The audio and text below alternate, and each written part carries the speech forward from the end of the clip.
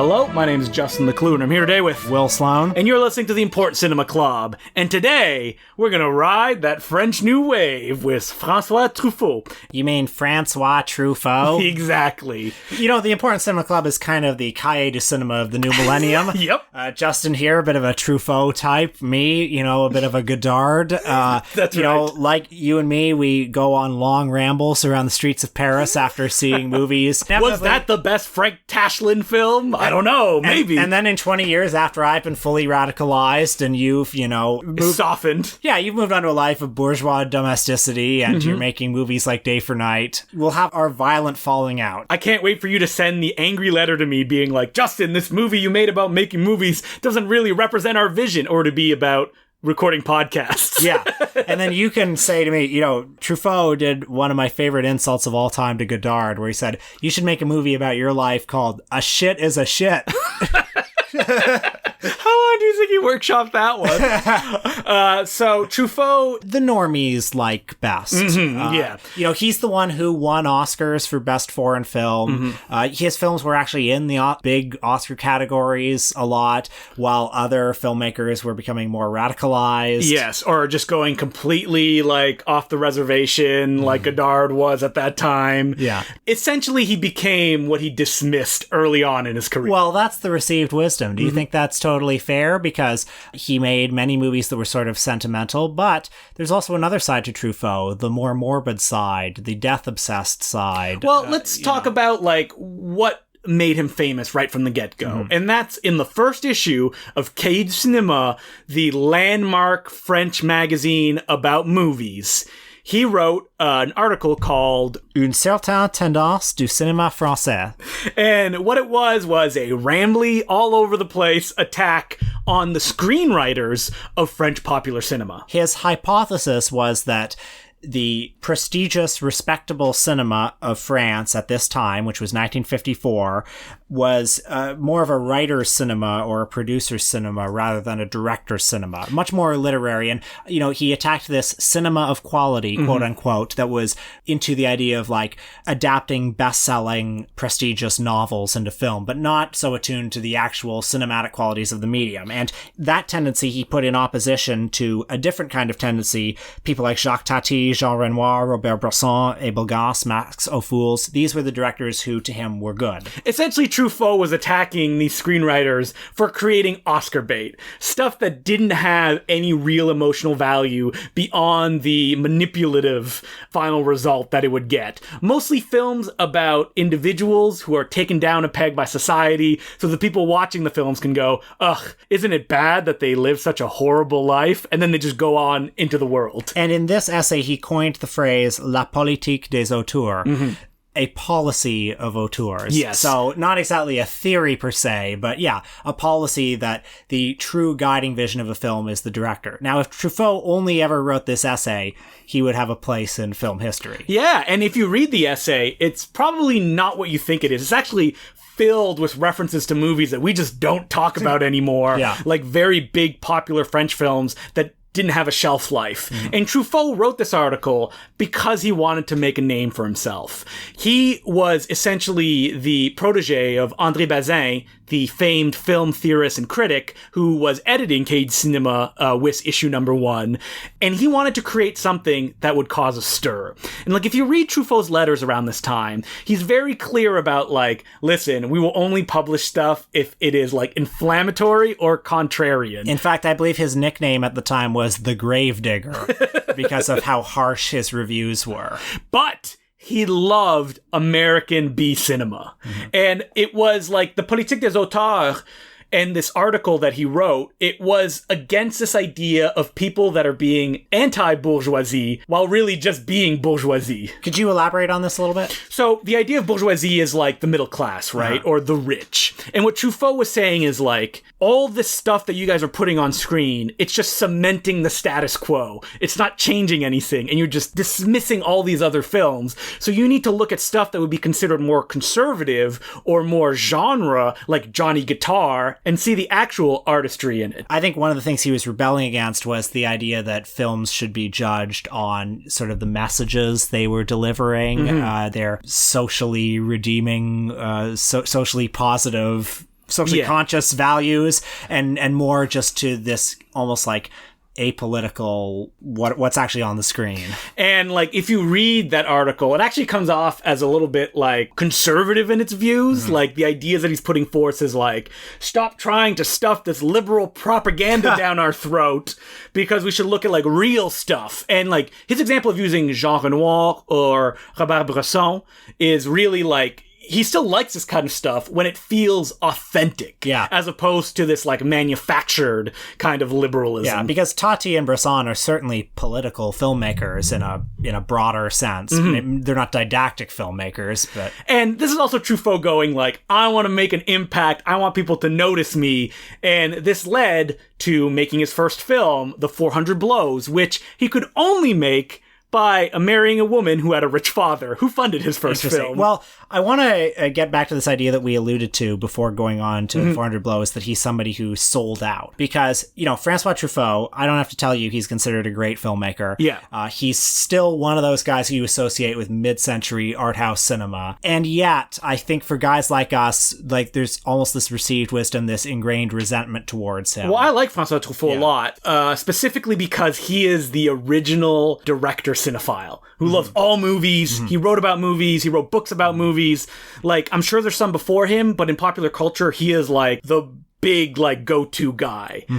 But at the same time, his films represent the films that he liked. So if you watch them now, especially as he went on in his career, they're representing like Golden Age Hollywood, which is this very manufactured, and almost everything that like he kind of disliked about the movies that he threw under the fire is what he's recreating in his films. Well, he and Jean-Luc Godard, who he will forever be compared to, both very opinionated guys who were big movie buffs. Jean-Luc Godard eventually felt that, he didn't want to conform to this bourgeois Hollywood idea of filmmaking. He wanted to almost recreate the medium from the ground up. Yeah, Truffaut just loved the bourgeoisie idea of filmmaking. He loves it. He loves genres. He loves working within genres. He doesn't want to subvert genres. When he makes a movie like Confidentially Yours, it's simply a good Hitchcockian style thriller. Yeah. Whereas Jean-Luc Godard makes Breathless. At the same time, you could say that François Truffaut makes Shoot the Piano Player, which is his version of Breathless. His second film that Truffaut made was shot with like 16mm cameras that were portable for the first time. He could go shoot out on the streets with minimal lighting, just make it up as he goes along. But the thing about Shoot the Piano Player is that it's within that trilogy of films that Truffaut made, 400 Blows, Shoot, and Jules and Jim, that are a Truffaut that never came back again. Yeah. That he essentially settled on something that he liked, and he just continued to go back to that model. Like, those three films have so much energy and, like, a young filmmaker, like, fighting against the constraints of what is everyday cinema, and that just goes away. Basically, when he stopped shooting in CinemaScope, he just started to make, like, the same kind of movies. And that early Truffaut is my favorite Truffaut. Absolutely. And I mean, I have some big gaps in my Truffaut knowledge, I have to say, because, moving on from there, he's made movies that I like, but he's not somebody who I love. I feel like Truffaut was someone that was always passionate about movies, but when you look at the synopses of his films, you're like, the story of Adele H, or like another film about adultery. You associate him with a certain kind of either Oscar-y sort of prestige cinema, like The Last Metro, which is a very good movie. Yes. But that sort of Oscar sort of movie, best foreign film winning type film. Or you associate him with stories of Antoine Doinel growing up and cheating on his wife and being a dick. Yes. But let's start at the first Antoine Doinel film, The 400 Blows, because like that's the one that people will always remember Truffaut for, that even he kind of chafed against it, kind of shocked at the like rapturous reaction that it got. But it's such a personal film, and it's obviously a director making a first picture, and that the fact that he can successfully pull off this story of a young boy going through life and make it feel so real, that's what people reacted to. Truffaut and Godard are often thought of kind of, by the lay cinephile as almost being like, very closely, like, stylistically linked at this time. I was struck by how different stylistically The 400 Blows is from Breathless. Well, I think Shoot the Piano Player is closest to Breathless than The 400 Blows like is. The 400 Blows, which is often credited as being the first proper French New Wave film. It's a very handsome-looking film, very professionally mounted in a way that Breathless isn't. And I was reading a Richard Brody article called Auteur Wars, and he pointed out that there's a Truffaut quote where he said, "The new French cinema would be even more personal than a novel, as individual, as autobiographical as a confession or an intimate journal. Whereas Breathless, the story, the skeleton of it is stock, and it's more his treatment of the story that's really idiosyncratic." So a lot of Truffaut's movies are, in their stories, extremely personal and confessional, but not so much in their style, Yeah. Is that a fair assertion? Well,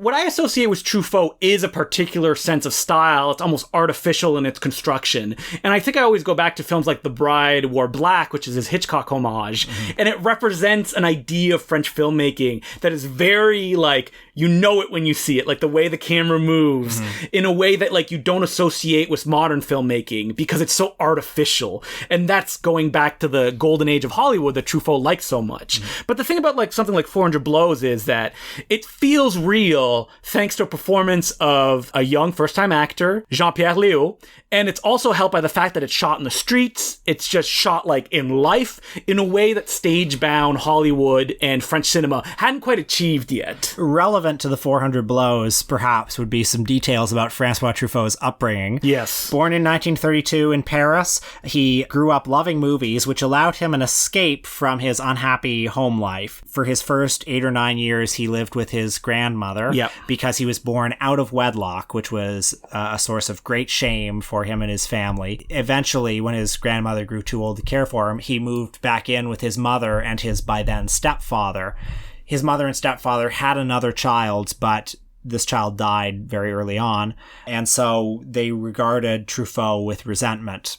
And Truffaut brought all these experiences and put them in 400 Blows. Almost all the anecdotes in the film are based on his own life. And one of the things that was a great release for Truffaut in his early years was going to the movies. As a teenager, he became a regular at the famous Henri Langlois Cinematheque, where, he saw, I think by his own count, 3,000 movies or something like that. Made the acquaintance of Jean-Luc Godard. Claude Chabrol, Jacques Rivette. All the boys. Eric Romer. I love The 400 Blows. God, what is there even to say about it at this point? I mean, it's been talked to death. And it's a movie that, you watch it and you understand why it was so popular. What I love about it is how unsentimental it is. I mean, the kid is an asshole. He is an asshole, but he's such a relatable asshole. We've all acted like this in some form as a child. The movie follows young Antoine Doinel as he kind of goes a little bit off the rails in his adolescence. He and his friend resort to a lot of petty thievery just because they can do it. Yeah, just because they want to have fun. Yeah. You want to take characters aside and be like, why would you do this? And that's a conversation that my father had a lot with me as a child, where he's like, why didn't you do this? Or why did you do this? And it's like, because I didn't want to, because I'm lazy and I wanted something fun right away. Why would a kid go steal a typewriter? As he does in this movie? It's because, he has no power. Yeah. And he has this terrible home life where he's unloved. And so, the only power that he can exert is to go steal a typewriter. And, the idea of, what will be the consequences of this never crosses his mind. Because, it's just what the next thing is. That's what matters. Yeah. And I think that, this realistic portrayal, shot in this energetic way, and stylistically, it's pretty matter of fact. Truffaut's not trying to show off in a way that he did after with Shoot the Piano Player. It's almost classically French with a more down-to-earth feel. It is very beautiful, though. It is. Widescreen, 35 millimeter. Yeah. Truffaut would say he stopped using CinemaScope because he felt that he just used it because it looked cool, and that, once he realized that he didn't have to utilize this stuff, and that he felt it kind of felt like an aquarium, looking at a CinemaScope frame, that he went back to the more classical, more boxy one in his previous films. But maybe that's just because we're around 30 years old, and CinemaScope is cool. Yeah. Maybe once we're we'll be no, Truffaut's older, less challenging films are the ones I prefer. I think 400 Blows is beautifully composed. Yes. Every shot. We see a lot lot of CinemaScope movies these days that are not beautifully composed. They don't utilize the frame like Truffaut does. Yeah. And, just any movie like this that shows like how tedious and frustrating childhood could be, because that's something people forget about childhood as they get old. Is that it sucks and you act like an asshole and your parents are difficult. Like the kid's mom doesn't want him around. Like it's complicated, and like how that affects the kid is not touched upon directly, because the kid doesn't even quite know how it affects him. No, yet, because it's something weird that he doesn't understand, or how he should react to it, and how this will change his life. Like in some of the early drafts, Truffaut actually questioned the parentage of Antoine Doinel, and he thought it was just too much in the movie, and he actually pulled back on it. Mm-hmm. And there's another great scene in the movie when he's lying in bed and he has the blanket over his head and he's listening to his mother and stepfather having this argument where they're basically trashing the kid, saying, I don't want him here, He creates too much trouble, he's too loud. And you see Jean-Pierre Léaud's face, and it's really not registering anything, because it's like, well, this conversation probably happens every night. And like, what can I do about it? There's Exactly. nothing I can do about it. And however, that frustration will manifest itself eventually in unexpected ways. So Truffaut, after the release of 400 Blows, and it just blew up everywhere, like people called it a revolution in cinema. We hadn't seen movies like this before, and Truffaut was baffled. He was like, what? He actually found that it was a little too French. So Shoot the Piano Player was like him trying to be as American and as experimental as possible. Like I said before, like shooting on the streets with no lights. It feels cheap. And like he's going for that like Poverty Row kind of feel. Really a Breathless kind of feel. Exactly. Well, because yeah. Breathless had come out between Truffaut having given the story to Godard. Yeah. The big difference between Breathless and Shoot the Piano Player is I feel Shoot the Piano Player is more consciously fun and playful than Breathless is. Like the famous scene where a guy goes, if I'm lying, may my mother be struck and dead. And then it cuts to his mother dying, and then it cuts back to him. Just like a little Family Guy side to side. I kind of mourn that we didn't get more of this from Truffaut. Me too. But I mean, we have that, and his name is Jean-Luc Godard. Yeah, but he's not fun. No, he's not fun. Well, let's talk about Day for Night. Yes. Which we both watched for this podcast. One of Truffaut's most beloved movies. Also the site of his famous falling out with Godard. I mean, and we are skipping over Jules and Jim, because that's the one that like people love. Really great movie. But like we talked about 400 Blow, struggled to talk about it. Let's move on to Day for Night, which is, again, the film that is like normie bait, because like it was nominated for Oscars. Did it win? It won Best Foreign Film. Yeah, there you go. It's so approachable as a foreign film. Like, it's not challenging in any way. When this movie came out and was such a success, Jean-Luc Godard wrote his former colleague Truffaut a letter where he said, people aren't calling you a liar, but I will call you a liar. How come everybody fucks in this movie except the director? Because Truffaut was famous for sleeping with any woman that came across his path. And apparently, and in fact, Godard said, how come that photo of you with Jacqueline Bisset that was in the newspaper the other day isn't in the movie? Which is like such a dickish thing to say. Yeah, because Truffaut did sleep with the star of Day for Night. Yeah, but it's also like piercingly true. Yes. I'm sorry, it is. And then, Godard then becomes even more of a dick by saying, hey, if you want to redeem yourself, how about you give me some money and then I can make a real movie? Wasn't Godard like advertising he was going to make a movie about a black Frenchman that was locked in a basement, and Truffaut like responded with like, he's never going to make that movie. That's not the kind of movies he makes. Well, Truffaut wrote a famous long 20-page letter in response, which is very enjoyable. And we can't forget that the other thing that was between them is that Jean-Pierre Léaud had started to work for Godard as well. Yeah. And Godard was kind of treating him not very well and as a weapon against Truffaut. It was kind of... Jean-Pierre Léaud is like the son in a marriage when they're breaking up. Yeah. And then I think eventually Léaud went on Truffaut's side because one of Truffaut's objections to Godard was that he was going to try to pressure Léaud for some money. Yeah, and he probably would have. Yeah, and he thought that was very unfair. So Godard, we all know, is an asshole and a piece of shit. Yeah. But, like, I think he's not wrong in his complaints about... No. I think he's absolutely correct. Because part of what's motivating Godard, too, is probably, like, jealousy at this time, because Godard is just coming out of his wilderness period, and he's watching his old colleague, getting best foreign film Oscars for kind of a light, fluffy movie. Yeah, and it's great. I really like Day for Night. I think it's fun. I think that it really gets the idea of working on a film set. Like the fact that like people create relationships and then it just dissolves when the movie ends. Yeah. And the film tells you that in dialogue. Like, we have these relationships and they just dissolve at the end of it. Do you like it, especially as a filmmaker? Yes, Yeah, I do. yeah. I think that it does represent something true in that sense.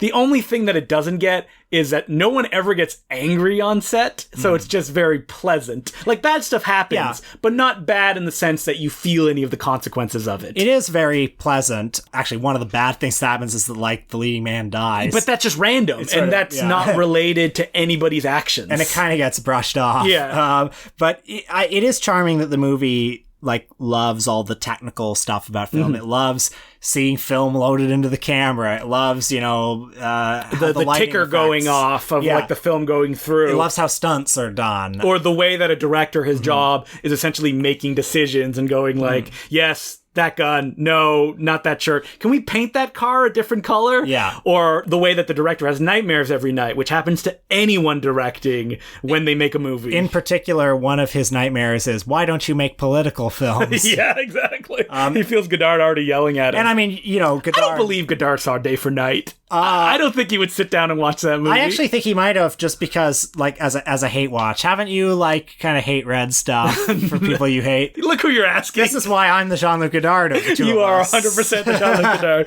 Oh no, that makes me the Truffaut, which means that only success and accolades are coming my way. I do like Day for Night. I think it's very charming. I liked it less than the first time I saw it this time. It felt very kind of light, and I felt less compelled by all the petty personal dramas. But it feels French, and that's what people like about it, right? Like, it feels different than like an American picture would, and it is showing a side of an industry that hasn't really been documented in that kind of like laissez-faire style before. You have films about Hollywood since Hollywood began, but this kind of interpersonal dynamics and these like big momentous things are happening that doesn't really matter, like the leading lady sleeping with the leading man even though she just got into marriage that has been shown that she's very much in love with. It's all these dynamics that are happening around it, and that's fun to watch. And meanwhile, Truffaut himself stars as the sexless director, who's just a great guy.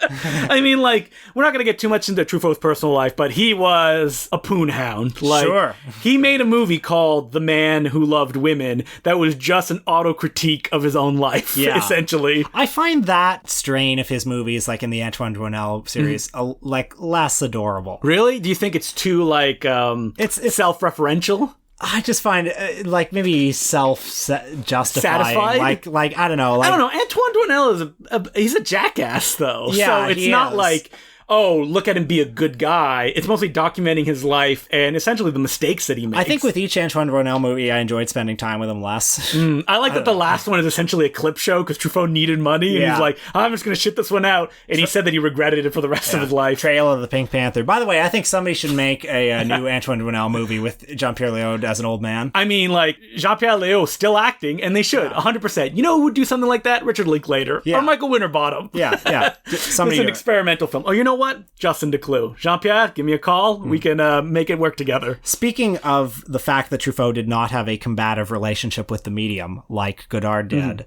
we both watched his final film, Confidentially Yours. Yes. And that one is like Truffaut trying to get back to his roots, but his roots not of Jules and Jim, Shoot the Piano Player, and 400 Blows, but the roots of like Alfred Hitchcock. Because we didn't even mention that Truffaut, along with the Cage Cinema gang like Claude Chabrol and Eric Romer, they were the ones who pioneered Hitchcock as an important cinematic figure. And not just an important cinematic figure, but like an important artist of any artist. medium. Like put him up there with Beethoven, you know? Like, Hitchcock was popular at the time, but he wasn't considered like a creative mastermind in the way that, you know, like you said, Beethoven. But thanks to the book Truffaut Hitchcock, that changed completely. And that book is as important as any of Truffaut's films. Yeah, 100%. Yeah. But so Confidentially Yours is him like really digging into this Hitchcock pastiche to the point that the film is even shot in black and white. Yeah, and it looks good. Like, it's shot in 1983, but it definitely looks like it could be like a 50s Hitchcock movie. And he kind of shoots it in the same way. He gives it his kind of like French flair. but it's not trying to break the genre or deconstruct the genre. It's not revisionist in any way. It is a fan film. 100%. And I think we both moderately enjoyed it. Yeah, I liked it. I enjoyed it for what it was, which was like a Hitchcock pastiche. And I was watching it thinking, why would, at this point, he want to make this film? Mm-hmm. And then I guess I thought, well, maybe it seemed fun. Yeah, I think that's probably what encouraged him as he was going along. Like, the movie that he had made right before this was a film about adultery, a topic that he dealt with a lot in his career. Maybe he just wanted to get away from it. Yeah. I mean, you know, speaking of films that actually do feel like vital and alive, The Soft Skin, which he made early in his career, which is his first real Hitchcock homage, but about adultery, is like that kind of like revisionist kind of reestablishing the genre and what he loves around a new topic. But Confidentially Yours is just, again, the same thing, just done his way. Well, it's a wrong man story with Jean-Louis Trintignant. I'll never learn how to pronounce his name. The guy from Amour. That's right. You know, accused of a murder. And he's such a jerk in this movie. He is such a jerk. And his secretary, played by Fanny Ardant, who suspects he may actually be true when he's saying that he's not guilty, hiding him and trying to find out who the real killer is. You know, a lot of red herrings, a lot of twists and turns, and it all snaps together for an ending that doesn't quite snap together. No, I mean, some of the big problems with the film is that the Jean-Louis is such a jerk in the movie, and the film doesn't demonize him in any way. I thought it was going to demonize him until the end. And at the end, they just get together, and you're like, what the heck? Yeah. Like, unless it's a sly commentary, but I don't think it is. Essentially, every man in Truffaut's films are jerks. Yeah. Like, they're all assholes. I think I have trouble with that, to be honest. You? Yeah. I mean, like, it's a problem in Confidentially Yours, or as it's known in France, Vivement Dimanche. I don't know what that means. Sure. Is that, like, if you're not gonna auto-critique this guy who treats the women like garbage and at the end, like, forcefully kisses her, and then she suddenly comes on her side, that's a big problem. I do love Fanny Ardant in this movie. Oh, she's so charming. I mean, I enjoyed this movie as it was going along because it's very well made. Like, the visual style is very clean and nice looking. But I think the problem is you're like, this is François Truffaut, like, what else is there? And then the last 10 minutes are not as satisfying as they should be. Like, there's that moment when the whole mystery comes together and it should be like, yes. You know, here are the puzzle pieces. Instead, it's like, okay. Yeah, but it again, seems very arbitrary. It's about a man who's like, I love women so much, I had to kill for them. Like, it's the same themes that he would revisit over and over and over again. I mean, like, if people like that kind of stuff, I'd recommend it, but it's not like a hard, like, you gotta see this. I would also think, like, it's a pleasant Sunday afternoon viewing, but also you could watch a Hitchcock movie. Yeah, you could. And Truffaut, unfortunately, he was like one of the first French New Wave guys to pass away. He had a brain tumor and he died in his early 50s. Having never reconciled with Jean-Luc Godard. Nope, and Jean-Luc Godard just, you know, pissed on his grave. Yes, soldiering on, outliving everyone out of pure spite. So, François Truffaut, if you're listening in the great beyond, sorry to view you so much through the prism of Godard. I know you wouldn't want that, but I can't help it.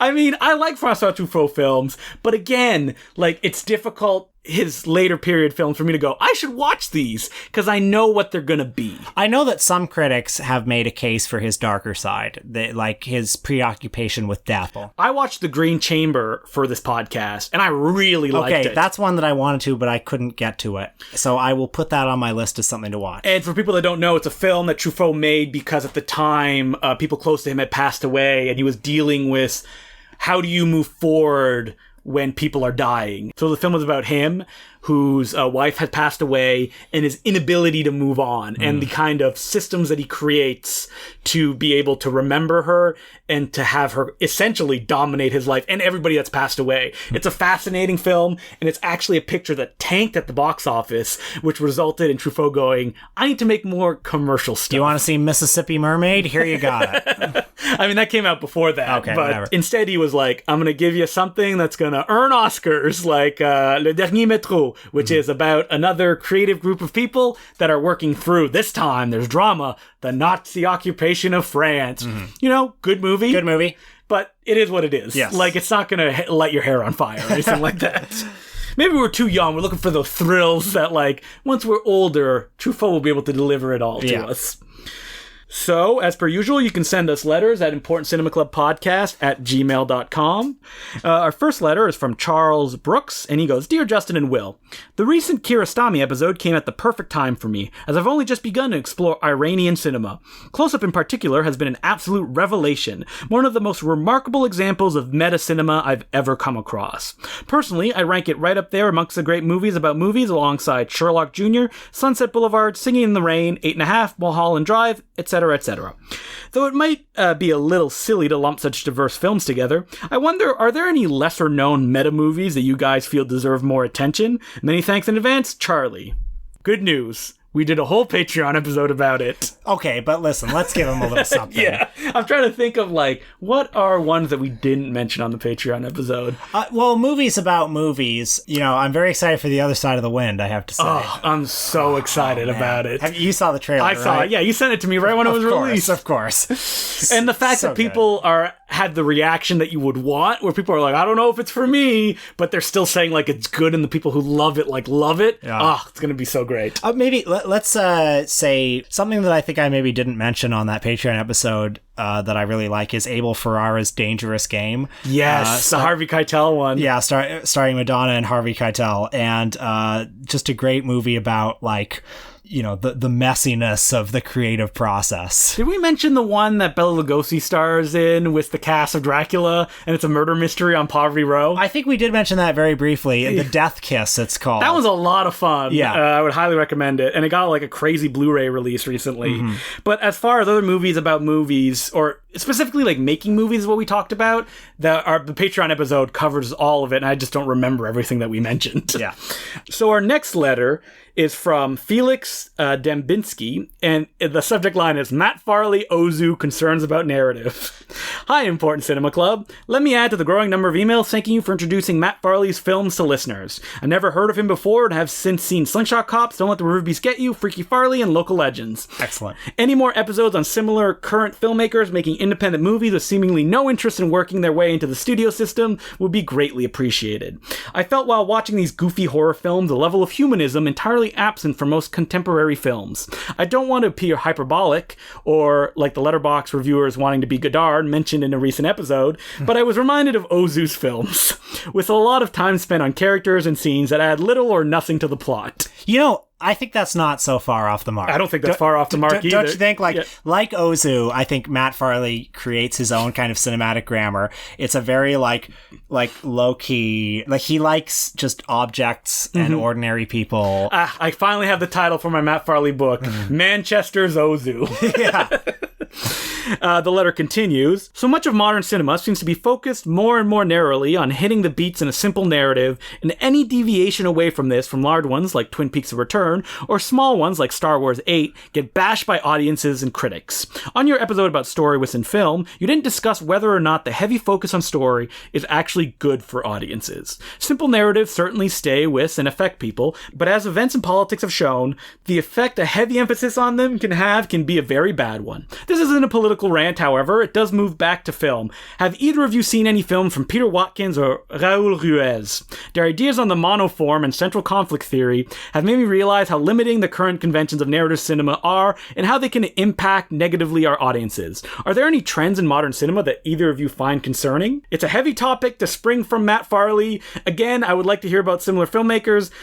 I love to see new fun films that don't fit the standard Hollywood structure. Kind regards, Felix. Well, I think most movies, in the studio system are very, formulaic. Yeah, assembly line based. But it's because, they have to sell all over the world and they're, so expensive that there's not a lot of motivation to do a lot of risks. All the familiar reasons. Let me get my copy of Joseph Campbell's The Man with 1,000 Faces and explain the monomyth.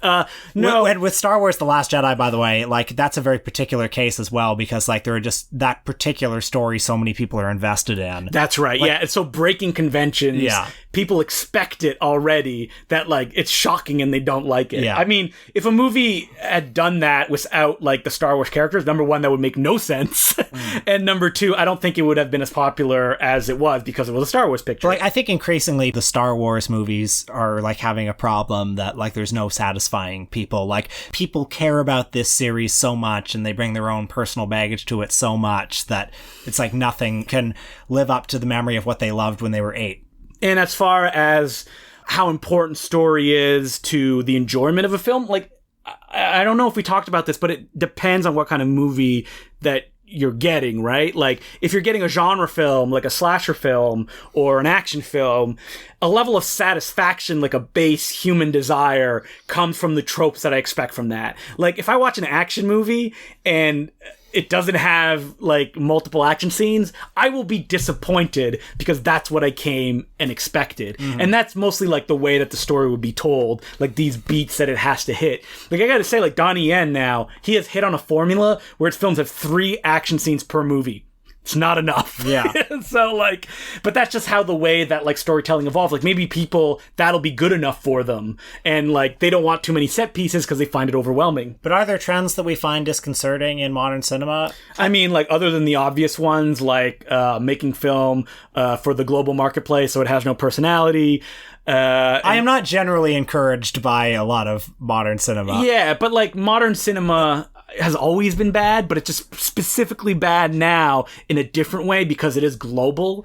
Like, the idea of, like, The Rock's new movie has to appeal mostly to China because that's where most of the money will make, does give it, like, a very mushy feel because guess what, people? China has certain restrictions that don't allow, films to take chances. I also kind of wish that the Hollywood studio system still existed. You mean like the factory line system? Yeah, it was just the level of like technical competence was much higher back then, Like, there's no longer that kind of baseline competence anymore, Yeah, I mean, like, what the problem is, and we've gone to this topic over and over again, is the idea of, like, every film needs to make $1 billion.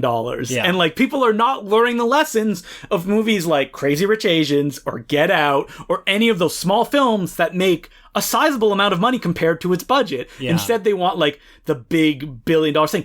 And the reason for that is that Hollywood is controlled by, like, a handful of companies, so money doesn't even really mean that much in the long run for them. Only prestige does and breaking records. I think money means something to them. It does. But I mean, like, what's the difference between $1 billion and $1.5 billion to like Disney? It doesn't mean that much. I mean, it means a lot if you spent $900 million. That's true.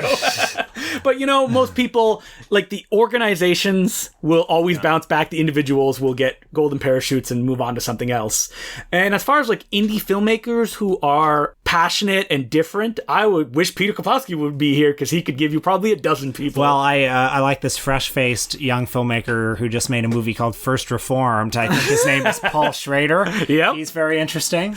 That is definitely his last film, so I don't think he'll be making any film after that. He's had everything he has to say. I mean, I think the democratization of cinema has brought lots of great, interesting filmmakers and also endless bad movies. And the thing about anybody can, make a movie with a lot of effort is that you don't hear about them. Yeah. Because there's a million movies out there. If they can't sell, you're not going to know what they are. They're out there, but we're not talking about them. And you know what else I don't like? How expensive movie tickets are. And I don't like how expensive popcorn is. I think this was a good first episode of the Important Cinema Club. We hit those opening beats. And people are texting at the cinemas, and I just want to stay home and watch my William Bodine movies. Next week, we're actually going to be talking about really independent filmmakers because we're going to be doing an episode on zero-budget action directors. I may find a better term for them by the time we do that episode, but essentially, I love action movies. Will loves action movies, and the idea of, like, people independently making action movies, that's the first thing that you do when you're a kid. You, like, pick up a gun, you pretend to fight and stuff like that. But to do it well is so hard and so unrewarding because people don't appreciate it. They just don't. We're going to be focusing mainly on Eric Jacobus and his film Contour and the other films that he made around the kind of stunt people banner. This is a guy that in the early 2000s just started making fight movies with his friends and took them to a level that were so polished and professional. in their fighting and action that like it just blows my mind that he didn't go on to like bigger and better things. He did, and we'll talk about that during the episode, but it took a long time. And a film like Contour, which is shot on mini DV with his friends for no money in locations that he has, it kind of like boggles my mind that it hasn't blown up more. And I'm just interested in like looking at these films, and we're going to be talking about other filmmakers as well, and like what motivates them. Why do they make these kind of pictures, and like what do they get out of it? And we're going to be talking about someone even further in the past. I'm bringing a film to the discussion that I've always wanted to see but never had, called The Deadly Art of Survival from 1979, a low-budget, do-it-yourself kung fu movie that emerged from New York's no-wave art scene, directed by a guy named Charlie Ahern. Always been curious about it. So we're going to check it out. It's been a while since we've done an episode about action movies, so I'm excited. And until then, to whet your appetite, hope you're a Patreon subscriber, because we did a very special episode this week, which is me and Will, each of us, watched a classic film that we've never seen. I'm not going to tell you what it is. You're probably going to listen to it and go, how had they never seen these movies? You're going to have to be a Patreon subscriber to find out. It's $5 a month. You get 4 exclusive episodes every month. And if you're a Patreon subscriber, this week you get a fresh, new, ear-loving commentary track. Ear-fucking... yeah, commentary just track. Just a big dick in your ear.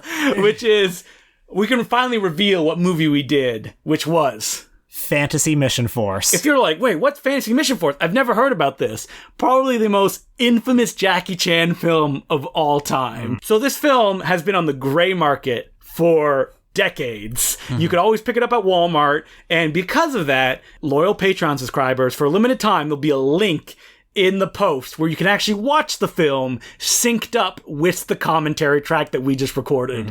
So much stuff in it, discover more of me and Will, just 90 pure uncut minutes with us. It's kind of scary stuff, but I hope you enjoy it. So until next week, my name's Justin DeClue. I'm Will Sloan. Thanks for listening. Justin and I sometimes go to the movies together, or sometimes we find ourselves at the same movie and we try to avoid not having planned, yeah. And I'm like, hey, Will, you're like, oh, hey, sorry, the seat's taken. It's like we want to save it all for the podcast, yeah, that's right. But this week on Friday, we went to see a movie at the Tiff Bell Lightbox called Wild Side, directed by Douglas Camel, who co-directed Performance. Yeah, and he also made Demon Seed and White of the Eye. Wild Side was his last picture, and it's mostly famous for being the film that people said caused him to commit suicide in some versions while editing the films, in other versions because he was so angry that the film was taken away out of his hands. It's an erotic thriller, I guess. Erotic is a strong word. What company did he make it for? New Image, who are most famous for releasing a bunch of Gary Daniels action pictures. If you saw a movie on the shelves that was like a generic action cover and had a title like U.S. SEALs 2, it was probably New Image that released it. New Image became Millennium Films. They did, yeah, and doing some stuff like the Expendable films and Bad Lieutenant, Port of Call, New Orleans. Yes, that's right. As well. And we watched the director's cut of Wild Side. Now, this was momentous because while the film was re-edited and rescored after Donald Cammell had passed away, it had only been released on DVD by a company called Tartan that had long ago gone out of business, and that it never was released on Blu-ray. There's no high-def version of the director's cut. And Peter Kaplowski was able to find, after months of searching, they actually had to contact a bunch of archives, and the director's brother sent a letter to the archives where the print was, to give them permission to send it to TIFF, and we got to watch it on 35mm, which is hilarious because it's just a skeezy, erotic thriller that has the most insane Christopher Walken performance that you have ever seen. Like, I was gonna say that it's like a full Nicolas Cage performance. But it's beyond that. Nicolas Cage has never gone this far. This is the film that Tommy Wiseau saw and said, I want to do that. Every level. And mostly Walken's performance. But even the sets have like the cheap, like built on a studio feel. Yeah. Walken's hair looks like Tommy Wiseau. It's like, I don't know what it is. The centerpiece scene of this movie, you know the one I'm talking about, where... Should I describe what happens in this scene? Let's just talk about what's Walken's performance in the film, which is he's coked up, He doesn't know where he is, and he's just improvising as he goes along. All of the like walkinisms are just dialed up to 11 here, and let run wild. And like you can tell that he's improvising the scene. Everything. Yeah. So like the people around him are sometimes confused about what's happening. There's a scene where, okay, trigger warning, folks, because we're going to be talking about rape a little bit here. But when he finds out that his like henchman has raped the Anne Hesh character, he then insists on raping the henchman. Yes. Now, he doesn't actually go all the way. Sorry, the build-up to it. It's like the hard-boiled of like build-ups where you're like, oh my god, here it comes. And Walken just keeps seemingly like going off script, coming back. Doing so much stick, like making this guy bend over. Yeah, and like his character, he can be angry at one point, scared the other. Sometimes it's in the same line. It's awe-inspiring. And, you know, I don't think this movie worked or anything, but God, I mean... like, as a train wreck, like, just watching it. And it's, like, energetic. It has a really good score on the director's cut version done by Ryuichi Sakamoto that has that, like, Merry Christmas, Mr. Lawrence feel to it. Yeah. So I would definitely, like, if it interests you to watch it, but, like, don't expect it to be, like, an undiscovered masterpiece by any stretch of the imagination. It's a neo-noir, which New Image made a lot of, some of them starring Casper Van Dien, that has all the hallmarks of their regular, like, output, but with this insane performance at its center. Yeah. Like, I don't want to say anything bad about the director, but I can understand being the producers and seeing this and being like, what is this? Yeah. Like, this is crazy. Do you realize the kind of movies we make? Yeah.